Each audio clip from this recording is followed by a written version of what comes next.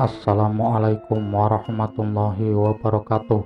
Selamat datang di channel Nasihat Kehidupan, channel yang selalu setia menemani Anda dengan kisah-kisah dan cerita yang menarik, seperti kisah berikut ini yang berjudul Serat Gatholoco dan Sakralitas Genital Wanita. Jujur harus kita akui, sejarah sastra Indonesia adalah sejarah perdebatan, sejarah perkelahian alam pikir dan pertarungan tentang nilai-nilai yang juga melibatkan di luar isi buku. Di masa lalu ada namanya Serat Gatholoco yang menggemparkan dunia penulisan di masa Hindia Belanda. Apa yang kita ketahui, pahami tentang Gatholoco, bisa jadi dari sebagian kita akan teringat dengan kontroversial yang pernah menghiasi perjalanan agama Islam, khususnya perkembangan Islam di tanah Jawa. Tokoh yang pernah diklaim sebagian orang yang pernah ngopok-ngopok tatanan Islam yang telah mapan dengan tingkah laku dan pertanyaan yang aneh-aneh. Perdebatan-perdebatan yang dilontarkan oleh Gatholoco terhadap kaum Puritan menjadikan kedua belah pihak saling bersih tegang. Bahkan perdebatan itu kemudian dinamai perdebatan antara kaum kejawen dengan kaum ulama Islam yang sebenarnya hanyalah bentuk pendiskritan semata. Penamaan yang semata-mata hanya didasari ketidaksukaan dan usaha untuk melenyapkan salah satu pihak, yakni Gatholoco. Tak pelak lagi, di sana-sini muncul pikiran yang penuh kecurigaan. Lebih parah lagi, konflik itu diwariskan dan disebarkan antar generasi yang melibatkan kaum agama dan penguasa. Serat Suluk Gatholoco merupakan karya sastra yang kontroversial. Itu karena identifikasi sosok dan namanya yang mendorong pendengar berasosiasi jorok itu tak terelakkan. Karena Gatholoco secara harfiah memang bermakna linggo, sama juga dengan Darmo Gandul, Totok, Penis, Palus, atau sebutan lain yang identik dengan kemaluan laki-laki.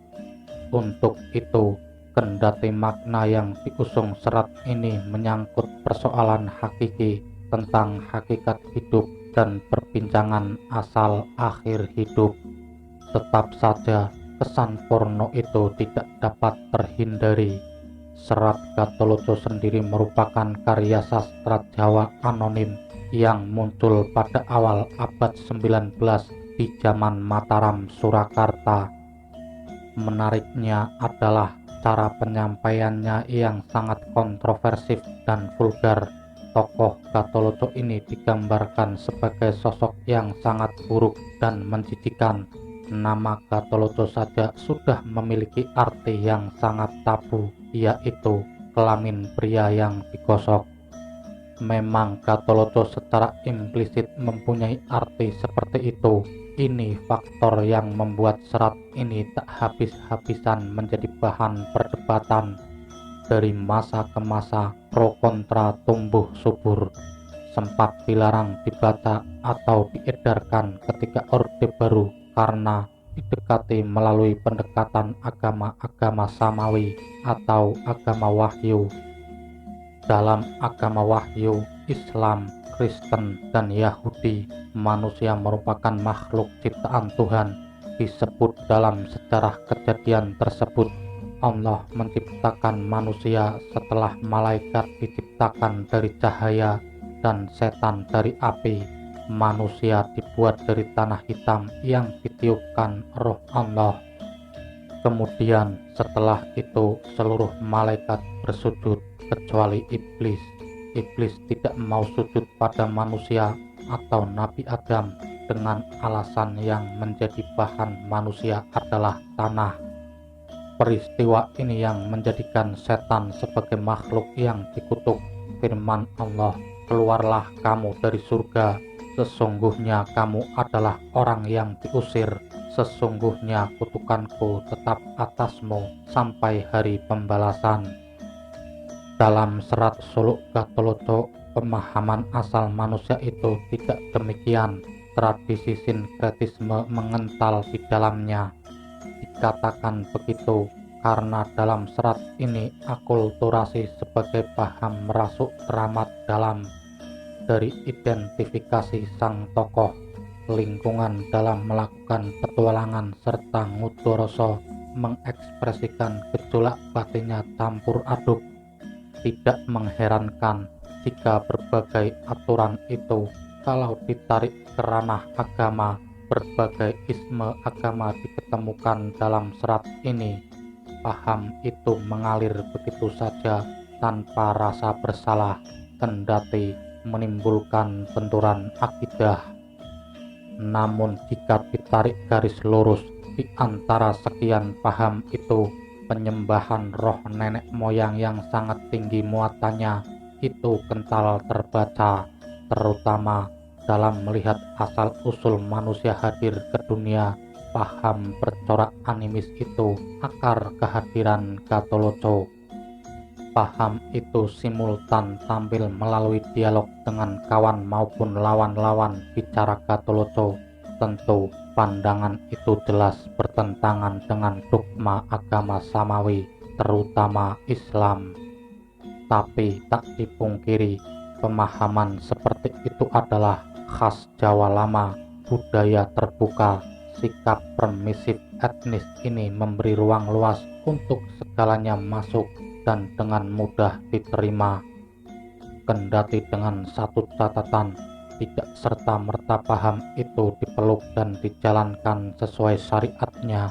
Manusia Jawa itu memang manusia yang neriman ning orang nerimo, gampang menerima apa saja, termasuk paham yang datang dari berbagai agama. Tetapi penerimaan itu tidak otomatis dijalankan sesuai aslinya. Paham itu butuh waktu panjang untuk diterima, butuh proses surrealitas untuk bisa menjadi bagian dari batin manusia Jawa. Setiap paham yang datang asal bilang "Kula nuwun" akan dipersilahkan masuk. Setelah bertemu, terjadi proses seleksi ketat melalui saringan rasa atau batin. Cawan penyaringan itu berasal dari keyakinan lama. Tatkala paham itu mempunyai kesamaan dengan keyakinan purba, maka kesamaan itulah embrio yang berhasil nyantol ke dalam batin orang Jawa. Kesamaan memang pintu masuk. Kesamaan itu menggugah batin manusia Jawa untuk melakukan kreativitas tinggi, menggodok tiap paham yang datang sebelum dipeluknya. Untuk itu, jika kelak manusia Jawa itu mengamalkan sebuah ajaran, maka hakikatnya ajaran itu bukanlah ajaran yang datang dan dipersilahkan masuk tadi. Ajaran itu telah mengganti baju. Baju itu hasil permakan atau modifikasi adonan yang berasal dari berbagai paham. Itulah paham baru, sinkretisme yang acap juga disebut kejawen. Pandangan seperti itu secara eksplisit tertuang dalam kitab Wedatama karangan Mangkunegaran IV pada tahun 1809 sampai 1881. Agama Islam yang merambah ke kerajaan pedalaman Mataram memberi pemahaman unik terhadap keyakinan sang raja dalam menerima agama baru itu.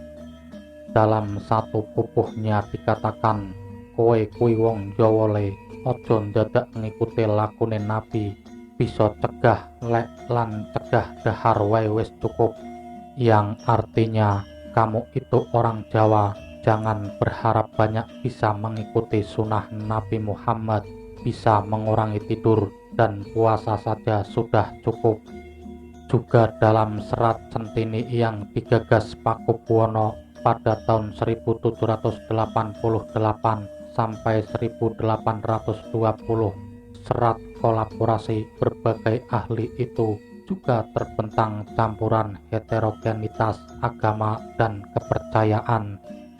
kendati sosok tokoh-tokohnya amung raga nitambang raras serta centini dipersonifikasikan sebagai Islam teles atau Islam taat, pemeluk Islam taat, figur yang sangat islami, toh sikap dan perilakunya tetap membelakrak atau mengembara kemana-mana, jauh menyimpang dari kaidah Islam. Perkawinan politik Mataram. Pandangan dua Raja Mataram itu sudah mewakili dunia batin orang Jawa. Namun jika mau surut ke belakang, sinkretisasi Islam itu sebenarnya sudah mengental sejak Sultan Agung pada tahun 1613 sampai 1646. Raja ketiga Mataram sebelum terpecah oleh perjanjian Giyanti pada tahun 1755 dan perjanjian Solotigo pada tahun 1757 itu dikenal sangat cerdik. Kecerdikannya sebagai negarawan, Sultan Agung memanfaatkan agama sebagai sarana berpolitik. Islam dipakainya untuk menerapkan politik Divide et Impera, politik pecah belah sebelum menginvasi kerajaan Islam dari dalam bagi perluasan teritorial Mataram. Panembahan Senopati pada tahun 1584 sampai 1601, pendiri Mataram yang selalu gagal memekarkan wilayah kekuasaannya dijadikan tauladan. Kerajaan yang belum kental Islamnya itu tidak kunjung berhasil menaklukkan daerah pesisir. Sandungannya, kerajaan Islam kecil-kecil itu menjadi sangat kuat di bawah kendali Wali Songo atau Wali Sono versi Wiji Saksono dalam mengislamkan tanah Jawa. Ketika kuasa raja berada di tangannya, yang mula-mula dilakukan Sultan Agung adalah mengislamkan diri, mengubah perhitungan tahun dari rembulan ke matahari sehingga tahun Hijriah dan tahun Jawa menjadi sama. Dia mengajukan permohonan ke Ottoman atau Kekaisaran Islam untuk menggunakan gelar Sultan. Setelah itu, Sultan Agung merangkul para wali sebagai justifikasi Mataram yang memang beragama Islam. Dari sekian banyak inovasi yang dilakukan Sultan Agung itu, perubahan perhitungan tahun merupakan salah satu yang membuat kegoncangan. Berbagai upacara jadi berubah waktu, dan penyebutan penentuan satu suro yang bersendi Almanak Abuge atau Alif Rebuwage berselisih waktu. Saat itulah sekatenan yang semula sebagai paweling asaling dumadi akhirnya dimaknai sebagai upacara memperingati kelahiran Nabi Muhammad SAW.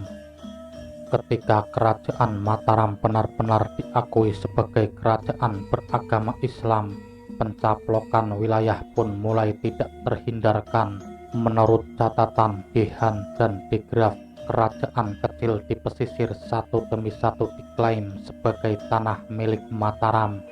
Tindakan ini mendisharmonisasi kerajaan Islam di pesisir.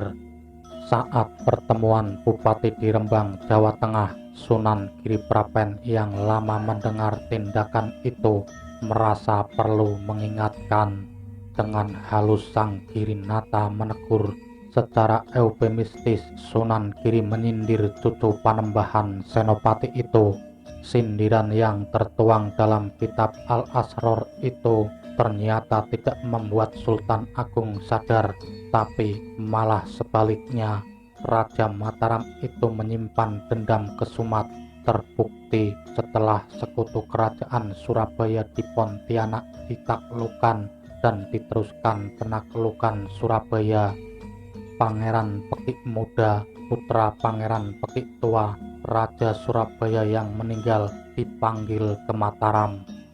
Di Mataram, putra Raja Surabaya itu tidak dipidana.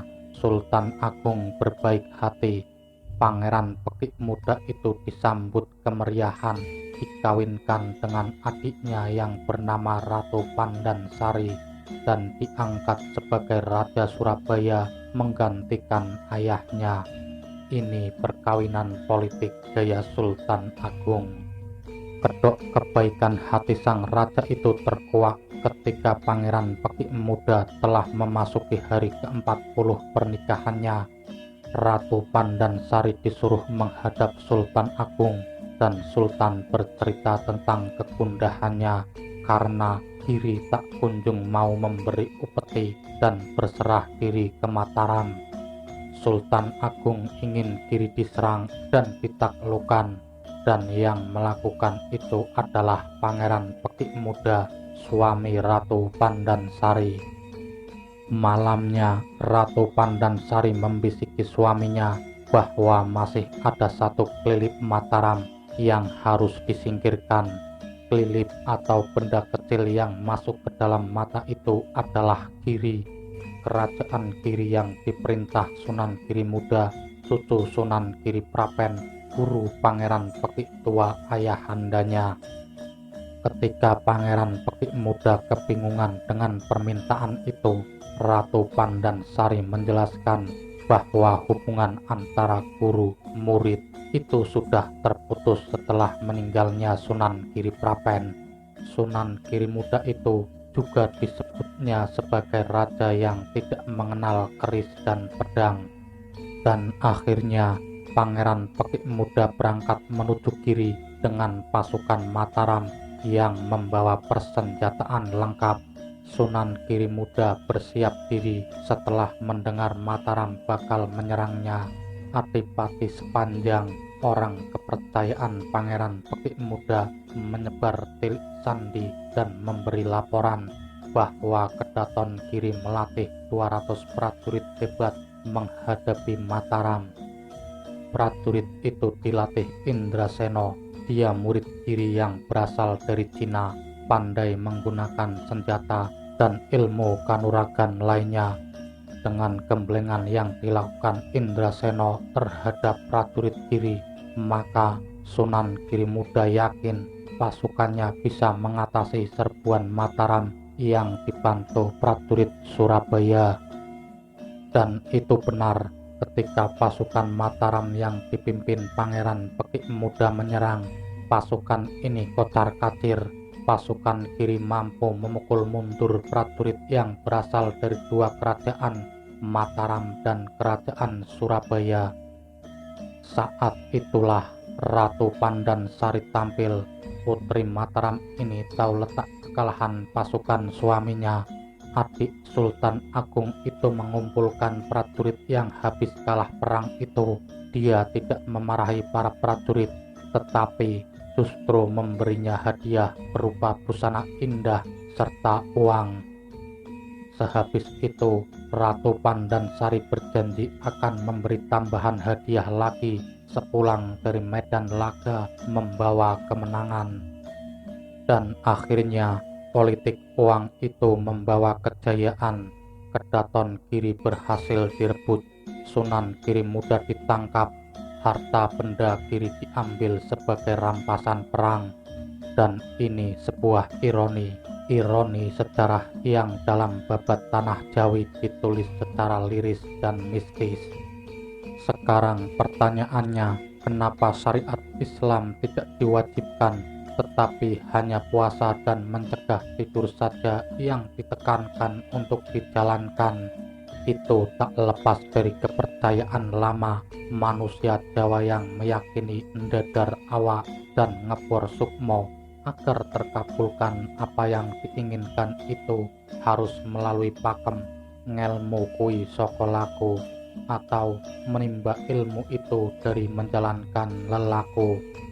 Menjalankan lelaku yang dimaksud aplikasinya sebagai kewajiban cegah melek atau mengurangi tidur, dan cegah dahar atau puasa. Ini sebuah kebiasaan yang bersumber dari paham animis yang sudah berabad-abad lampau dijalankan manusia Jawa. Paham Linggoyoni sebagai serat sinkretis berpaham gadu-gadu. Gatoloco adalah gambaran kemaluan laki-laki yang diperankan sebagai tutup fungsi tutup untuk menutupi organ lain yang terbuka. Akan terbentuk kesempurnaan jika organ lain itu telah tertutupi. Filosofi tumbuh oleh tutup. Benda terbuka mendapat penutup. Di sini secara wadak adalah penyatuan kelamin laki-laki dan kelamin perempuan. Ini cerminan Cangkaning Dumadi yang dipercaya sebagai asal-usul manusia. Penyatuan linggo yoni sebagai cikal bakal manusia memang tergambar dalam Katoloco. Sang penulis meyakini Cangkaning Dumadi manusia itu bukan dari Tuhan, tetapi dari pertemuan kemaluan laki-laki atau linggo dengan kemaluan perempuan atau yoni. Menyatunya tumbuh oleh tutup. Dalam bahasa populer kalangan sinkretis Jawa sering menyebut asale menungso kuwi saka bapak lan embok, atau manusia itu berasal dari bapak dan ibu. Ini tidak berbeda dengan penyebutan ibu sebagai pertiwi dan angkasa sebagai ayah. Dalam pandangan Jawa, semuanya berpasang-pasangan agar terbentuk harmoni jagat. Keselarasan dunia itulah Cangkaning Dumadi, asal kejadian. Untuk itu, dalam banyak aktivitas pseudo atau terang-terangan, konotatif atau denotatif, nuansa tiap benda yang dipakai atau dikonsumsi masyarakat Jawa dominan merujuk pada paham linggo yoni itu. Gambaran manusia berasal dari tumbuh oleh tutup. Penyatuan linggo dan yoni sampai sekarang masih lestari dan terjalani dalam kehidupan sehari-hari. Untuk mengenang itu, saben perayaan selalu dihadirkan bukan melalui pengkisahan Katoloco atau pengumbaran aurat, tetapi lewat simbol yang menyiratkan kepercayaan purba tersebut. Simbol yang dimaksud salah satunya berbentuk tumpeng. Segalanya dianggap belum afdol jika belum dibuka dengan potong tumpeng. Tumpeng dalam konteks ini merupakan gambaran dari tumbuh oleh tutup, penyatuan linggo yoni. Nasi mengerutut melambangkan linggo, sedangkan sayuran dan lauk berserakan di bawahnya sebagai simbol yoni. Boleh kita berargumen macam-macam soal ini, tapi lestarinya tumpeng implisit pengakuan bahwa kepercayaan linggo yoni sebagai Cangkaning Dumadi sudah sangat mentradisi di masyarakat Jawa atau Indonesia. Dalam busana pun empeunisme yang mengarah ke paham itu tetap dipercaya masyarakat Jawa. Sarung busana yang dipakai laki-laki sering diasumsikan sebagai akronim kanggo nutupi barang kang nyurung. Sarung itu menutupi benda yang suka mendorong. Benda mendorong yang dimaksud adalah penis. Begitu juga dengan kain yang dipakai wanita Jawa. Pakaian panjang ini disebut sewek. Penyebutan ini juga mempunyai makna yang sama dengan sarung. Sewek dimaknai sebagai penutup barang kang suwek, dan benda robek yang dimaksud adalah kata asosiatif dari kemaluan perempuan, yaitu vagina, yang secara kasat mata memang bentuknya seperti benda robek. Begitulah sahabat nasihat kehidupan, kisah singkat dari Serat Katoloco dan sakralitas genital wanita. Terima kasih sudah menyimak kisah yang kami sajikan. Semoga cerita ini bermanfaat bagi kita semua, dan nantikan kisah-kisah menarik lainnya. Wassalamualaikum warahmatullahi wabarakatuh.